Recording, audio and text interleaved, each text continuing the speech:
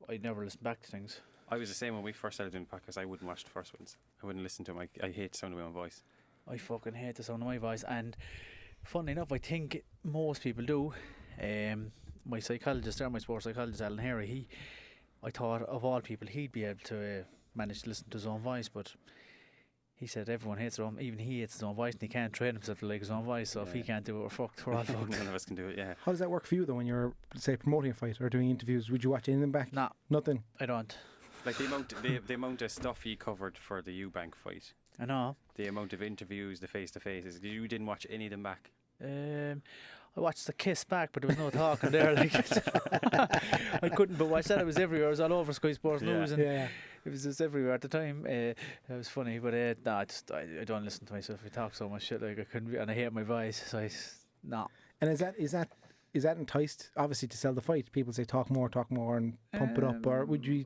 Do they push that more? No, I've never had a promoter. No, pushing you to. No, I've never heard of it. And, you know, a lot of people that are outside of the sport, they tend to think that. They say, "Oh, geez, was that scripted?" Like, you know. But you'd think it, yeah. Honest to God, no, I've never ever heard of one thing that was scripted ever. I've heard of.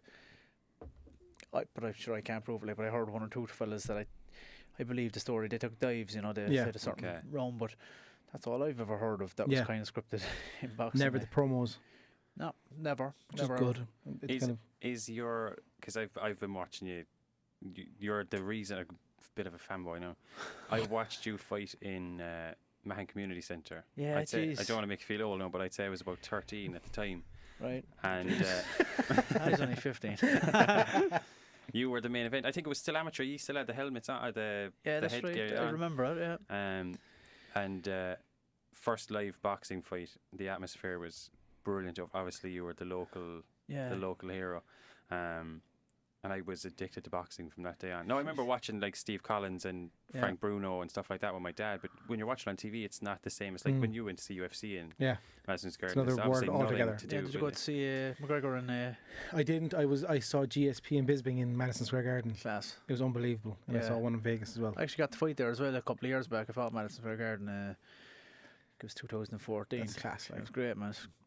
You know, just when you're sitting there in that locker room, does it hit you, or is you like you're focusing the fight, or you're like? I try to just enjoy all the experience, and I soak it all in as very much as I can, you know, and try and remember it. And sure, I mean, like growing up, to be honest, like I didn't think I'd ever been in America. Like you know, my parents have never been in America, and some of my brothers have went in the past, like you know, but for a long time they hadn't. Only a recent time they have, and to be in America fighting in New York, and you know, it was just it was brilliant, you know. 100%. I enjoyed it so much, and it's great to look back on. And but when I was actually doing, I really lived it. I took it all in, like big time. Of course, you have to. And I think a couple of times commentators have said, like, you know, he's really milking the entrance, like, you know. But you're dead right. I don't know what I don't know if they completely understand it. The commentators themselves, most of them, a lot of them wouldn't have been boxers, so. You know, for me, I grew up watching boxing, like, and I started boxing at the age of 5, and you know, I suppose soccer is probably the most followed sport. I kind of described to a young fella, like, if he was playing football, I was boxing as a young fella, like I was playing football as well. But my main love was kind of boxing, I suppose, and you know, it was stuff I used to watch on the telly, and to be doing it, like, it was great, like, so I watched it for so long. When I actually got to do it, I just kind of wanted to see what it was like. What was it about on the telly, like, you know? 100% milk the shit out of it, like. I would definitely do it, like. Yeah, I remember fighting Eubank that time in the O2 in London, like, it was a great atmosphere there. You know, the English fans there. What's that, 20,000 people? I think about 23. Yeah. It was jammed as well. Electric, like. And it's nice and tight in there as well, isn't it? It's class. Yeah. Class, by good atmosphere. Very well designed, you know. I fought in some great arenas around the world, like, over the years. Some very well. One place I fought in that most people would never probably heard of. It's called bloody hell.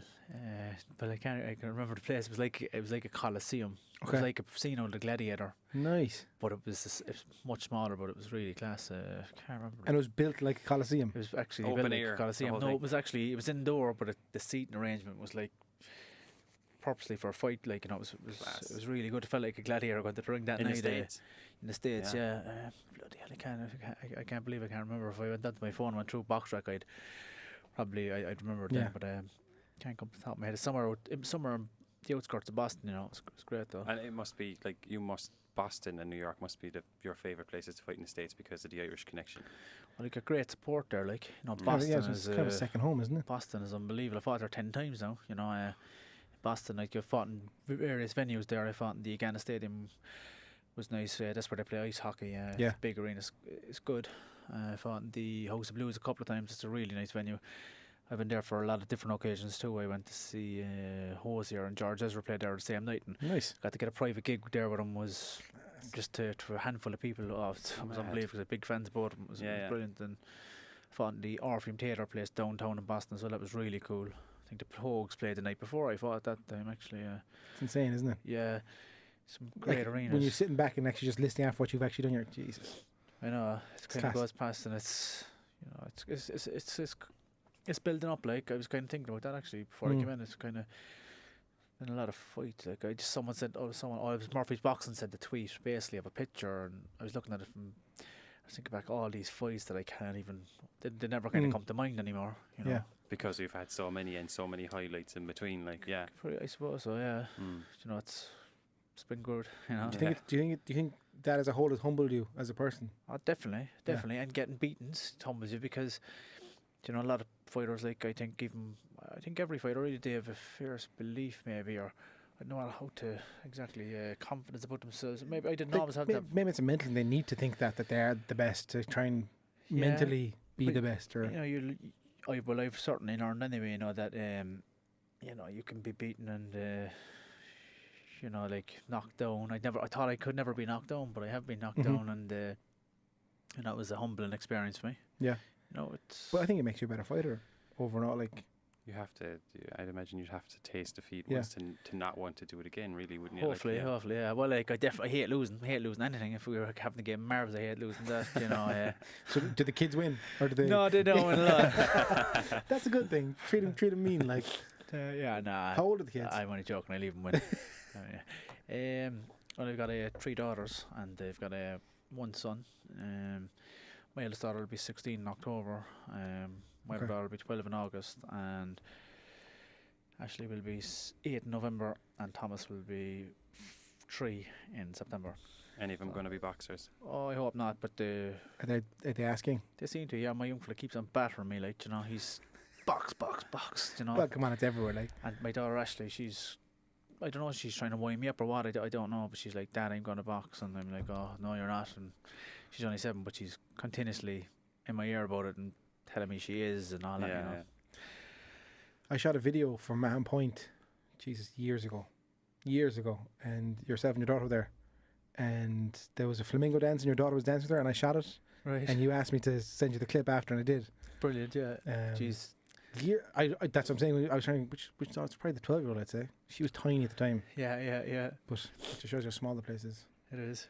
But the likes of Kate Taylor now and stuff, would you kind of, if she said, yeah, I want to fight, are you behind it, or you kind of say, look, let's talk? Geez, you know, support my kids and whatever. Yeah. Absolutely anything and all they wanted to do. Like, I'd 100% back them in anything. Doesn't matter what they want to do. If they really want to do something, I'd be, you know. And is that the missus clipping you over the head for saying it?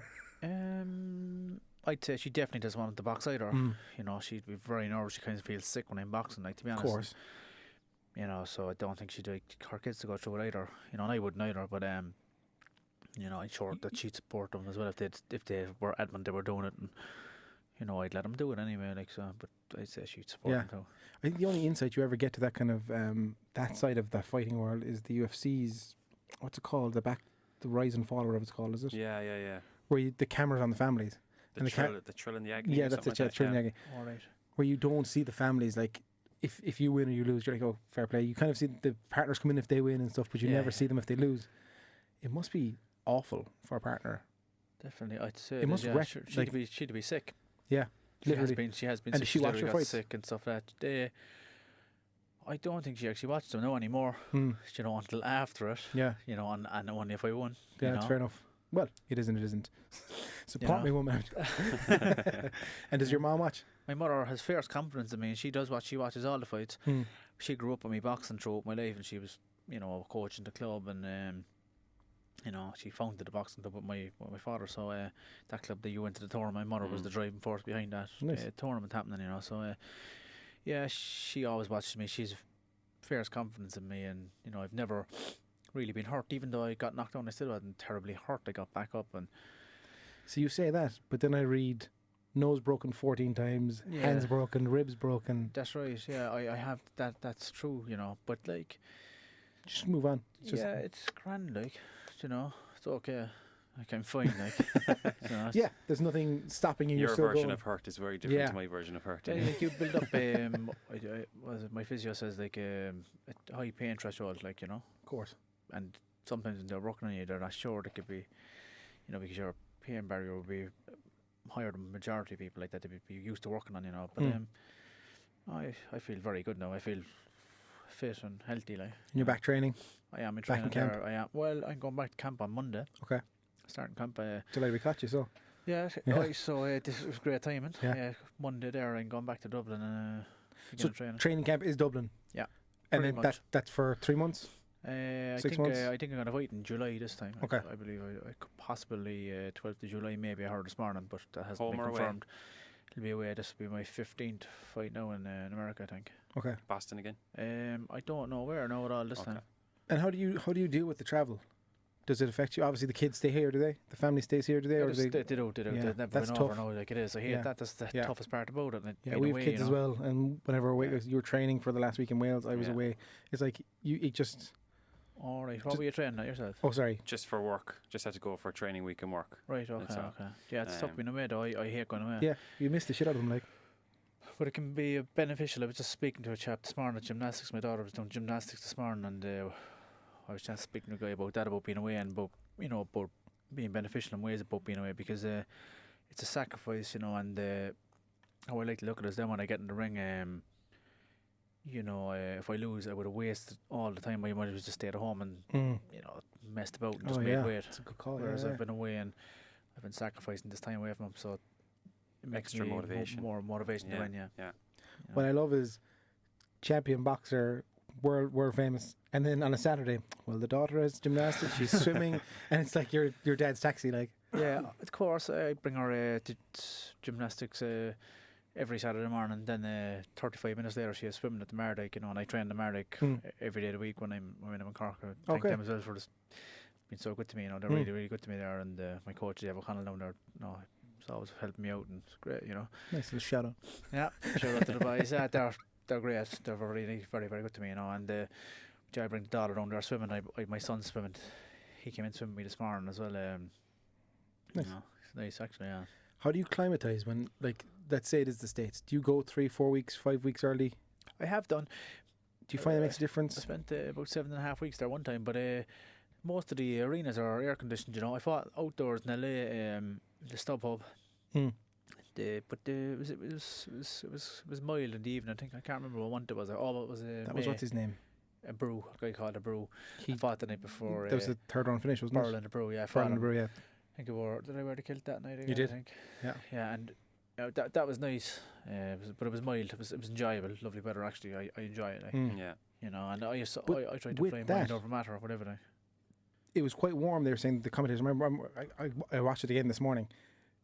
He had put on a lot of weight for that fight. He put on too much weight, didn't he? Well, he didn't. Well, like you're allowed to do it. Like, well, yeah, he was about 12 pounds heavier than you were saying, wasn't it? Yeah, no, that was Lemieux was 18 pounds heavier than me, but the Brew was heavier than me as well. But it's legal to do it. Like some places have a stipulation you can only put on 10 pounds, which I agree with, you know. But I just went to prove that I was too small at middleweight. What happened there was in 2009 I got the opportunity to fight Kieran Healy for the middleweight title in Neptune, and I was a light middleweight, but I stepped up to middleweight just for that title because winning the middleweight championship of Ireland really appealed to me, and I took the fight. I won the fight.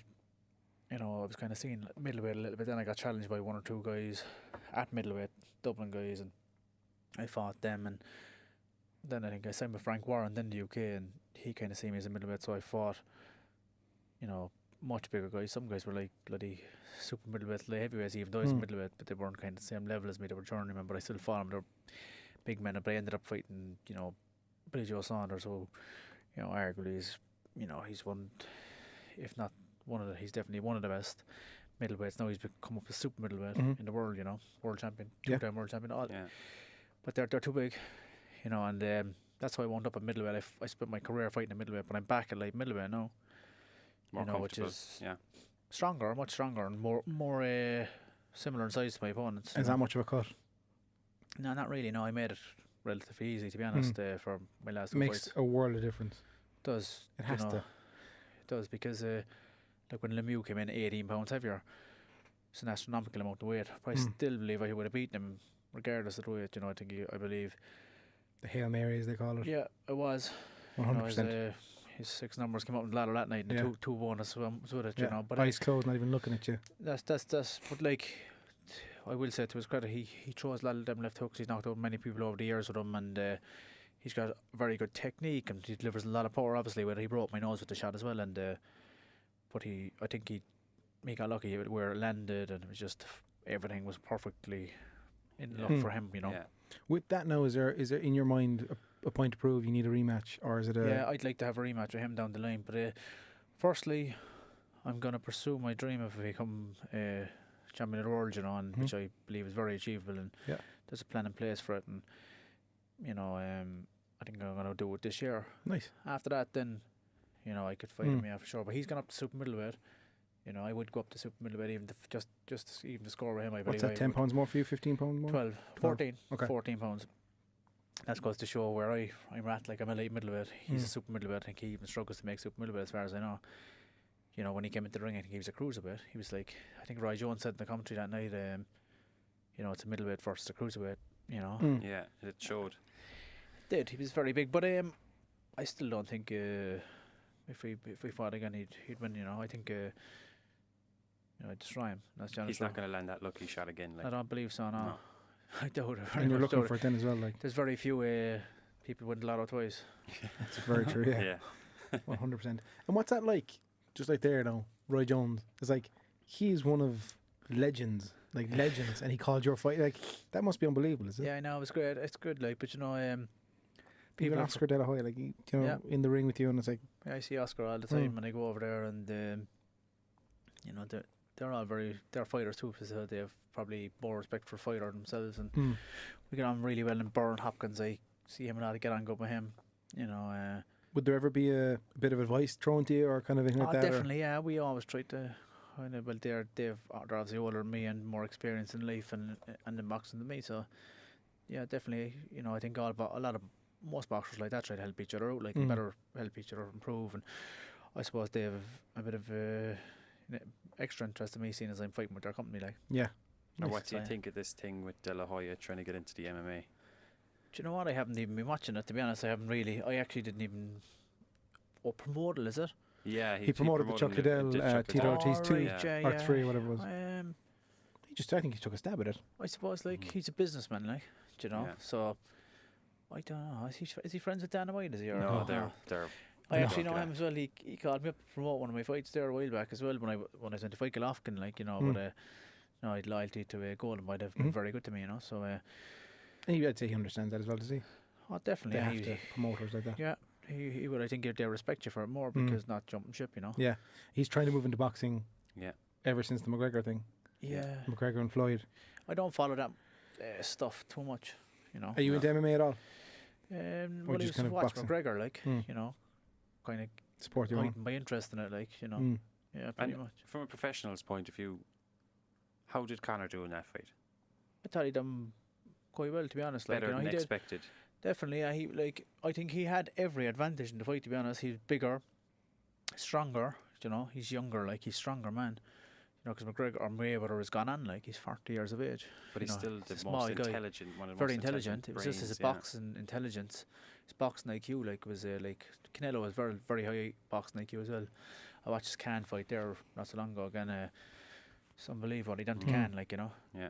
You know, I'm not taking anything away from Can. He's a really good fighter himself, and even more so to Canelo to do that to Can, you know, because Can is really good. But, you know, he's brilliant. There's some very good boxers out there, and you know, I learn from watching them, like, you know. It's a great time to be a boxing fan at the moment. Like, there's so many super fights. There's so many. Even just saying, I think boxers. it's an amazing time to be a combat sports fan, because I do think the likes of that, a lot of MMA fans would have gone boxing, that weren't boxing fans, that when saw that went, oh, Conor's fighting this guy, and then actually go into it, and vice versa. It is. I think they're paying each other. Definitely, yeah. Without doubt, I agree with you. Yeah, they're paying each other a compliment. Like, and I think Conor done well over this. As I say, he had the advantage in every way. I said prior to the fight he was going to get beat. Like, you know, I felt as though he wouldn't. He did. You know, Paddy Power, publicity stunt. I know they paid out prior to the fight even happening. This, everyone that backed Mayweather, they paid him. Like, yeah.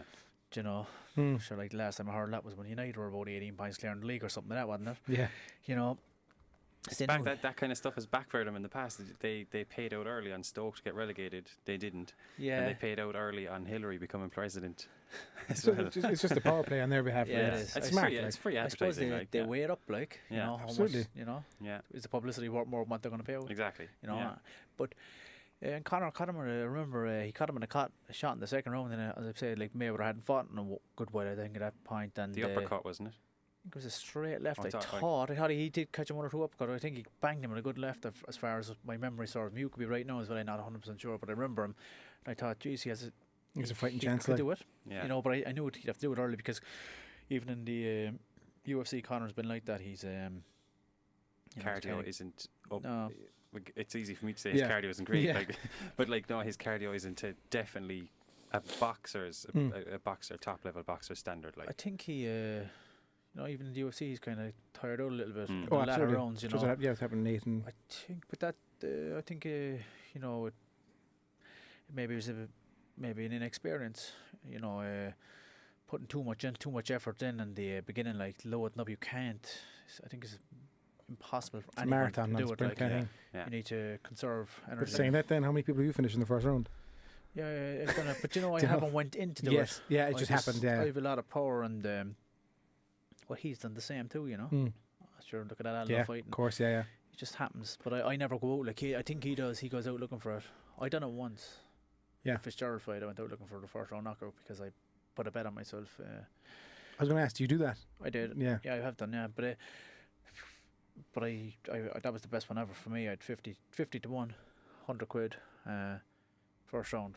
Kieran Fitzgerald, was he the guy you kissed as well? With the hair and the Shamrock? Yeah, I gave him kiss. That was the first fella I kissed. I only kissed 2 fellas. And he was the guy, how it all came out was I was up and fighting him in Dublin, like, and it was a home crowd for him. We were doing a press conference at Shamrock Alley, and I think he pushed you. I kind of aggravated him, at the press conference, and he pushed me, and he kind of put his head in me, and I was like, fuck it. I felt like hitting him, you know, it was my kind of instinct to just hit him. But I thought, you know, if I hit him, the fight could be off. And I said, what would annoy him so much? Just said, I'll kiss him. He didn't know what to do. All his team were even smiling. It was a funny moment. Like, it was a laugh. They didn't know what to do. They're completely disarmed him. Like, yeah, what can you do there? Like, it was a laugh. Like, and you know, it was a kind of an insult. You know, just to kind of make a mockery of him. And so then, I don't know how many bloody press conferences I had with you, but quite a few. I think I took like 44 flights in that year. Fuck. But I fought in America a few times that year, and I don't know, I was flying everywhere, man. So but you the Eubank fight, I don't think I'm being disrespectful. That really put you on the map. That definitely, that put you in the spotlight.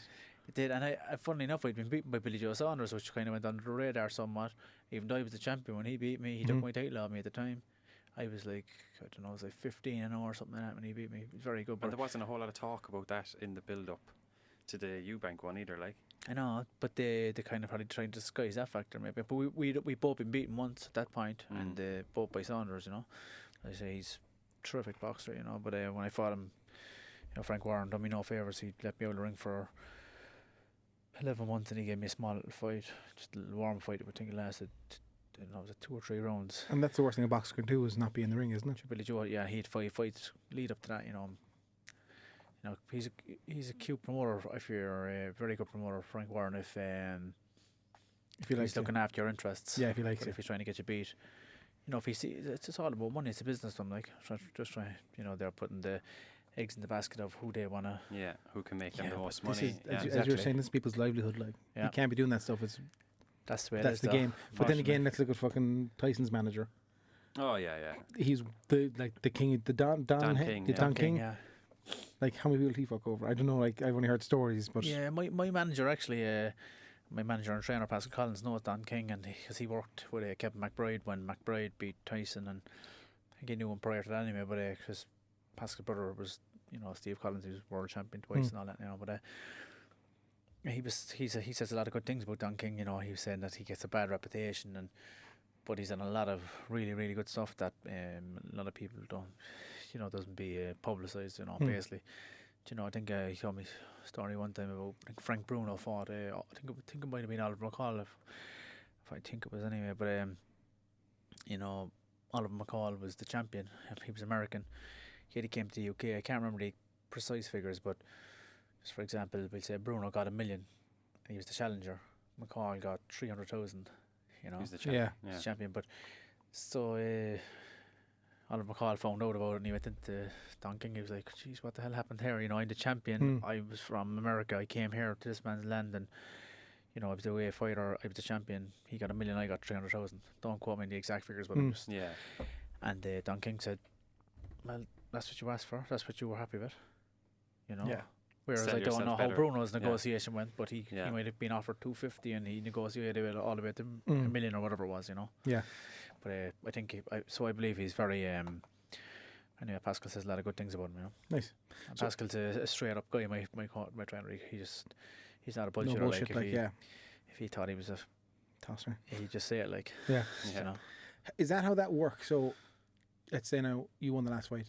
Do you issue the challenge, or is there challenges come to you, or is it? It's done between the promoters. Really. That's what it is. I think my manager, my promoter, know that I'm co-promoter as well. I'm promoting by Murphy's Boxing and Golden Boy, and my other promoter Ken Casey. He's actually the lead singer in Dropkick Murphy. He's a great guy as well. Class.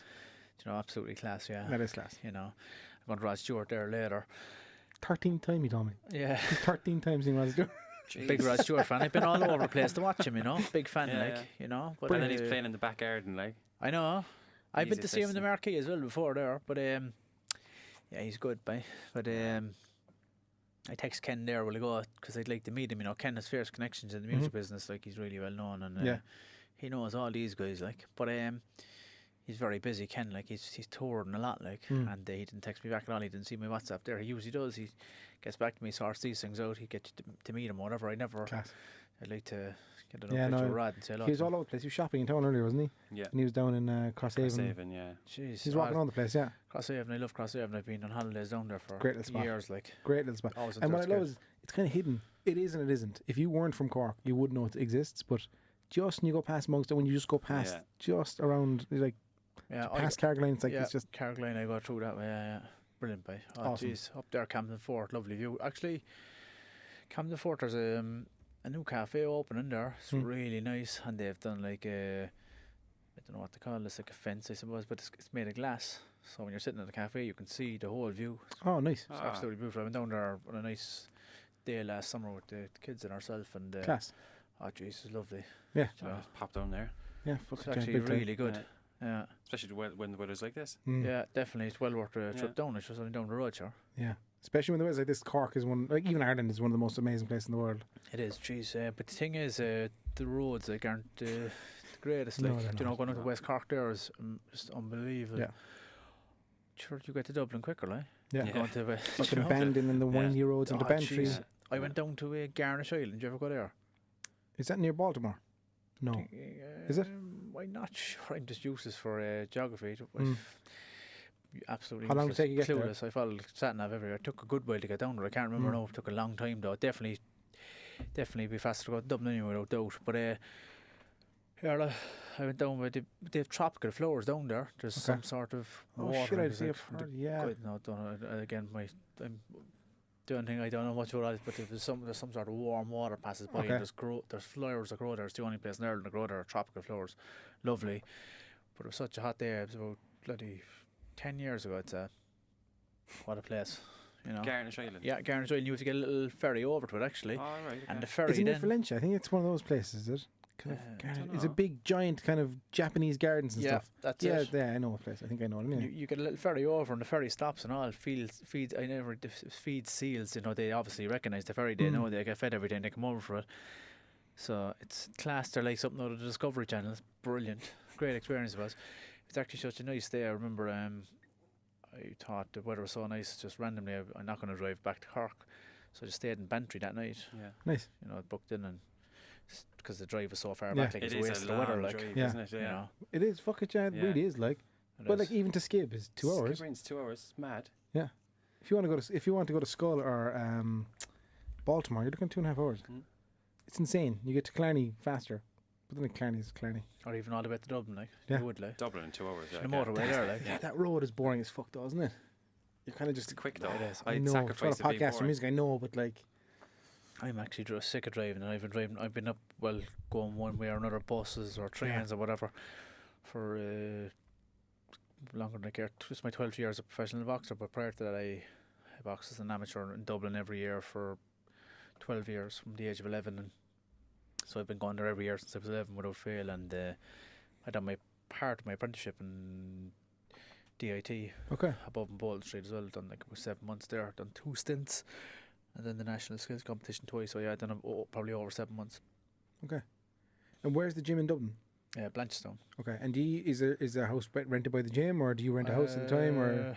No, I stay in the City West Hotel there. Okay, My sponsor has always sponsored it for me.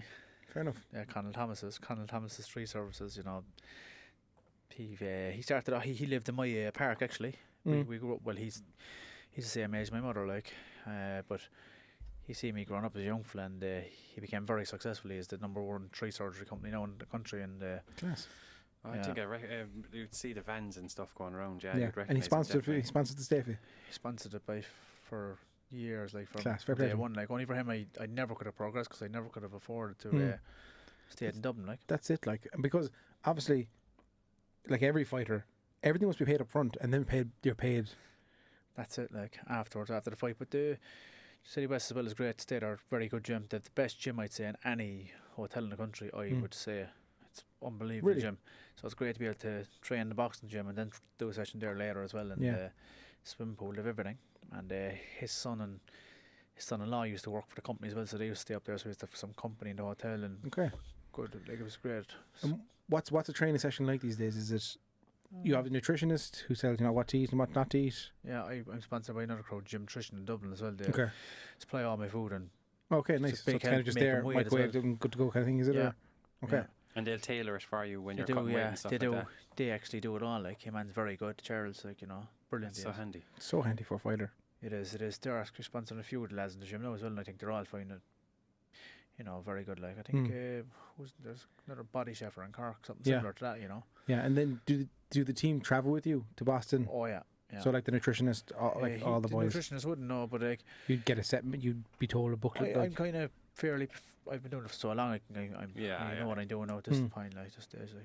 But you're only eating properly in the last few years, yeah. I always had a good diet all my life. Like, I always ate. My mother always made us very healthy dinners at home. To be honest, I've always had really good. My Pascal always says it, like, I'm the best. I eat the best, and probably the gym. Like, but I've always been into eating healthy dinners and all that. But my problem is, I enjoy all food though. Burgers, pizzas, chips, everything. Yeah. I just love everything. I just, anything you can eat, I'll eat it. And then you have 1 pint, and it's fucking. That's it. And but I find though, when I train and I eat good healthy food, you feel much better, you know. And after a good long time, after maybe 2 months of being totally clean, you don't want the shit food, like. Because it's gone out of your system at that stage. It is, but the worst thing about drinking, I think, is there's a lot of calories in drink, and in a lot of drinks, particularly beer and Guinness and all that. But after a few drinks, you'd have a craving for chips the next day, or a fry, maybe in the morning, and chips and hillbillies. Love hillbillies. Yeah, you know. So Hillbillies, hit us up for sponsorship. you can't do it, like, it does, you know. Yeah, it's just non-stop. It leads into the next thing. I have the worst diet of all time. Well, I don't, and I do, but I'm the worst thing for me is the movie at night time. Sit down with the wife, watching a movie, cup of tea, try to have a biscuit. The biscuits, but I love chocolate biscuits there, and or a all bar of sorts of chocolate or biscuits. something, like, and you're Yeah. not stopping. But it's half a packet, or it's before you know it, you're like, half packet. I have about 3 packets. I'm serious. really? Yeah, my lad will be gone. Where the biscuit gone? The young kids. Yeah, playing the kids. They were in bed. I seen them there. So when you're in between camp, do you still kind of are you the chef at home? I am actually. Yeah, I just cooked a nice dinner there from we moved into a new house there, and Congratulations. thanks very much. I just had my parents up for the first time for a meal up in the house there. It's your first house you ever bought? It is actually, yeah. It is. Well done, that's awesome. Yeah. Congratulations. Yeah. So the family up. Family up, yeah. Oh, it's great. Great. It's just it's a weight off your shoulders. It's just you're sorted. That's your home. It was unbelievable, but jeez, it's a bit surreal because it took so long. Like, it feels like a lifetime. But jeez, 34 fights, is it? 33. 33, excuse me. Yeah, and it's, as I said, it's 12th year. Like, You going for this year? A long time. You going for it? Oh, I'm going to try and become more champion. So I think, funny enough, I read the book The Secret there, and about like things aligning, and and I think sometimes what's not meant to be, doesn't pass you by or whatever. I think when it wasn't meant to be, it wasn't. But funnily enough, I think I could fight for the world title this September. I think, and if I do, it'll be 30 years training. 30 full years. Just like a combination of it's 30 years of work all coming together in one go. I started boxing like when I was 5. It's your dad, wasn't it? My dad, yeah. And I had boxing gloves when I was about 2. Actually, I barely walking. I think I was putting gloves on my feet and stuff. I have pictures at home there. I think I don't know where they are though, but try and find them. But was there your dad, your uncle, anyone boxed before? Yeah, my dad boxed. Your dad boxed, yeah, and he was training me then. And I think I started kind of training a bit more seriously when it was September when I was 5. So I'll be 35 this July. Come this September, I'll be 30 years. Like, imagine that, just become world champion after 30 years. Like, I think. I believe it will. I fully believe it will. And who's the champ at the moment? This guy called Jaime Munguia. He's Mexican. Like, he beat the guy Sadam Ali, the guy who beat Miguel Cotto. Oh yeah. And he shocked the world when he beat the man that beat Cotto. The guy beat Cotto. Was hot favourite, I think, against Munguia. Munguia, I think he destroyed him actually. Took the title. And he's been champion since. He's defended it several times. And although he fought the Irishman there in his last fight, Dennis Hogan, and a very controversial decision. I thought Dennis Hogan won the fight myself, to be honest, and it would have been the first time in history actually the 2 Irishmen ever fought for a world title, because Dennis Hogan, to his credit, he said if he won the title he was going to make it happen, that he was going to come to Ireland and defend the title against me. Would you return the favour now if you go and win the title? I don't know. He didn't. Are you calling out? Who are you calling out? Let's say you win the belt. Who are you calling out? I don't know. I think you sit back and let people come to you in that scenario. Do you, as champ? So I say like as champion, maybe a unification match. I think I'd like to do possibly. But with that now, is it when that happens, or is money a massive factor for you, or is it still? It is. Oh, it is. Yeah. Definitely. It is. Not just a championship; it's money as well. Yeah, has to be with the family. I think anyone that says otherwise, I think is a shit talker. I think it's your job, but like I don't know. I can't speak for everyone. I don't know what other people's mindsets are. But for me, anyway, yeah, definitely. Like I took the money over the championship belts before. Like I had the opportunity to fight Golovkin. It was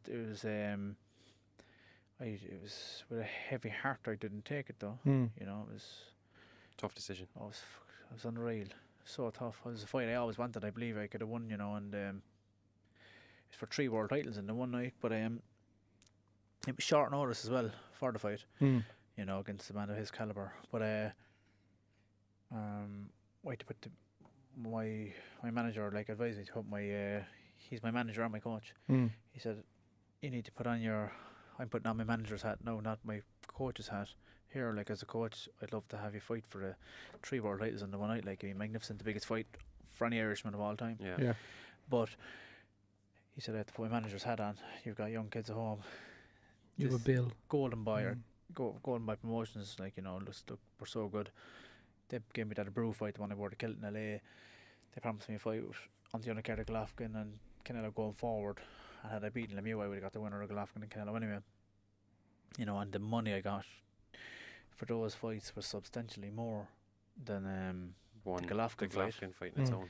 So that's what my manager said. He said, look, Spike, I'm putting my manager's hat on now and telling you, this is what you got to do. You got to put your kids first and your missus and, of course, yeah. So, and he said, you're going to get to fight him anyway, which we all believed, and Golden Boy believed, I believed that, we thought I'd beat Lemieux, which I think, I should have probably, but I didn't, it's boxing. But so it was going to be Golovkin after Golovkin or Canelo. Canelo would have been the bigger fight, wouldn't it? Really, would have been financially, yeah. Yeah. So we're talking at least 5 million anyway. That's a big fight. Like, yeah, if you sure, get he's the Canelo. he surpassed the Mayweather recently. He's the richest Financially, athlete in the world, bar none. Sure, Mayweather was number one. He's passed. It's crazy to think they're richer than Ronaldo and Messi. Yeah, You know, the footballers are way down that list, actually, aren't they? Like, So you got Pacquiao number 2, Mayweather number 1, but Canelo passed them all, and he's number 1 now, and they're fall down a place each. Yeah. Conor has to be the top 10 as well, doesn't he? I'd imagine so. Yeah, he has actually to be. earned 140 million. Yeah. But For that no, one. on top of that though, the whiskey thing is like Just crossed $1 billion, didn't it? I'd say I think he's going to surpass Canelo. You know, with the whiskey thing. Without having put on his gloves in the last I know. year, like, he's it's an mad. unbelievable businessman. Yeah, oh yeah, You know, definitely. Is that something that you want to look into? Something after the boxing, business wise? Is there something obviously, open your own gym, something like that, or? Yeah, I'm gonna have to do something definitely. You know, but I have a mortgage-free house. Like I bought the house and that, but you still gotta kids gotta look after them. Yeah. But I got a goal. You know, I got a goal in mind, and when I become world champion, I can do that. Yeah. You know, but yeah, definitely like to do something. I'll keep myself active, and I got to keep the mind busy and keep healthy. Even if it's just training people, like your dad did for you. Maybe so. Yeah, I don't know what to do, but I got a couple of offers to do a bit of acting, and you know, I fought in LA, and I think prior to that, I fought in the place. Where was that? Such a nice place, New Hampshire. What a place! Yeah. Outside of Boston, if you ever got a chance. I think the house started about 4 million there. It's where the New Yorkers go for holidays, like. It's unbelievable. But I fought there, but I wore like old style, like 60s, 50s, 40s style black pants, full black pants with black boots. And I had a moustache as well, and I think it captured the imagination. And when I fought in the what brought a little of attention to me in LA was in Hollywood, like was the fact that I was the man touted to fight Canelo or fight Golovkin at that time, and the fight fell through, and there was a lot of eyes on you at that there stage, was, I imagine, yeah. There was, and there was a lot of producers and they love the boxing, you know, so they went along to the fight, and Golden Boy Promotions is a big promotion as well, of course, so they invite these people, like, you know. Of course, so I went out and had dinner with a few of them and stuff like that, and lunch, and became friends with a lot of them, still in contact with a good few of them, and like, you know, and I'd done a few acting lessons with Terry McMahon, who's actually making my film at the moment. Okay. And you know, so for now, you're just going to put them on the back burner, world champion, and then we'll talk about everything else. So world else. champion, definitely, yeah. Creed 3. You know, I was there. Okay, I've been at home for the last 2 months in my family, my new home, and it's been great. And it's so difficult to, you know, I know it's around the corner now. I need to go back to camp, you know, Monday, and I was only thinking, like, my trainer Pascal said, you got to come back, you know. So I'm like, oh, okay, I got to leave the family again. So I was saying, geez, I'll go down there. It was Wednesday. I said I'll go down to the lotto. For 6.5 million. I said, if I win the lotto, that's it. I'll just tell him I'm not coming no more. But you know what, then I didn't even bother going down to the lotto. I said, nah, you know what, even if I did go down and I won it, I'd still continue on, because like The Alchemist, the book I also read, and The Secret, I believe in The Secret, and The Alchemist, I began something, like, you know, and I gotta get there. The journey, yeah. You haven't reached the peak yet. I haven't. Yeah. So I gotta do it, you know, and I'm going to. Yeah, I think you're one of those people as well that no matter what happens, you're always busy. You're always working. You're always working towards something.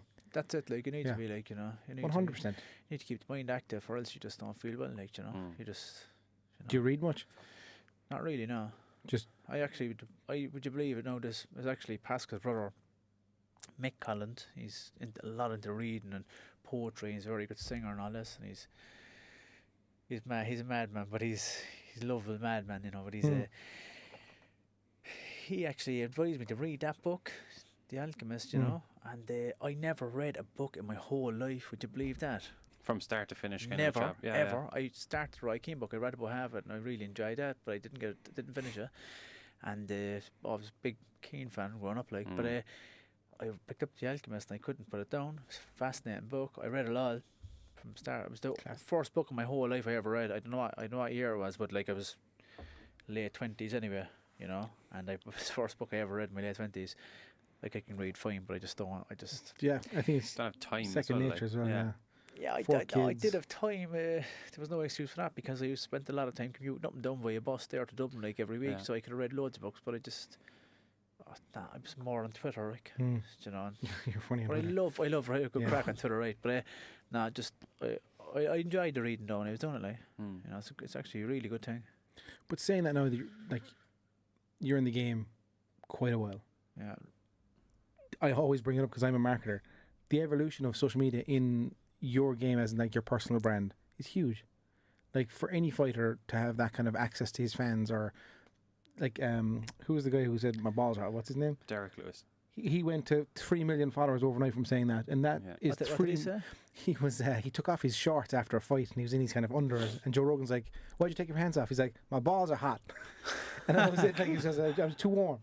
And but his social media his social media following just spiked. Yeah. And that alone, like, you could then, as a business alone, live just off that. merch, Yeah. bring out spiked. But even like that, if you want to start a merch company or whatever it is, you have that option now. I have a few t-shirts out, but I haven't actually. I've never kind of been on profit on myself. I'm just like this fella, I'm like the Yes Man by that Jim Carrey movie. You know, I just like I'm here. I am inside here, but all these things happen. This is nothing by. I mean, a podcast here in Cork. This is nothing. I've ended up working on bloody volunteering in buses in England, helping out bloody drunks and shit. Like, you know, saying yes. Yeah. But do you think is that in you to go, yeah, I need to try this out, I need to see what this is about, or is it just I don't know what the Irish in you can't say no? Like I just don't know what I don't know what I'd be doing. But I remember actually the first time I've been over there a few times actually working that bus, but I remember the first time doing it. Like I was like sitting in the airport going like on my own in Cork Airport, flying over here, like paying for me off flights and all that now and everything. And like, what am I doing here? Like, would anyone else even do this, like? But I got a lot of good friends over there now over it, and it's all for a reason. I was fighting in Canada actually, and one of the lads in the team there, Mark Kennedy, he's like the funniest guy in the team. You know, he's always breaking the ice and having the laugh. You know, but we were in Canada, and he's always on Facebook, and while I'm getting wrapped and ready for the fight, like, and he goes, "Jeez, who's this crowd?" Like, you know. It's a bus converted into an ambulance, kind of a system. All like, oh, good luck, Spike, tonight and all this. I was like, oh, jeez, that's the crowd there. And then, you know, I didn't even tell them prior to that I was over there, like, but it was mad, boy. Nice. Support all over the place, though. Oh yeah, definitely. Jeez, a lot of support around a lot of places, like, you know, it's awesome. Well, that's the thing. The Irish fans, I like. Obviously, I don't know that feeling. But do you feel like McGregor's fans are huge? Like that Irish fan following. Yeah, geez, I have fans everywhere. Like, they but I suppose he obviously does too. Jeez. Yeah, we're very tribal people, though, aren't we? Like, we always get behind our own. I believe so. Yeah, and definitely. We're the loudest fans in the world. Like, for one of the smallest countries. Yeah. Like.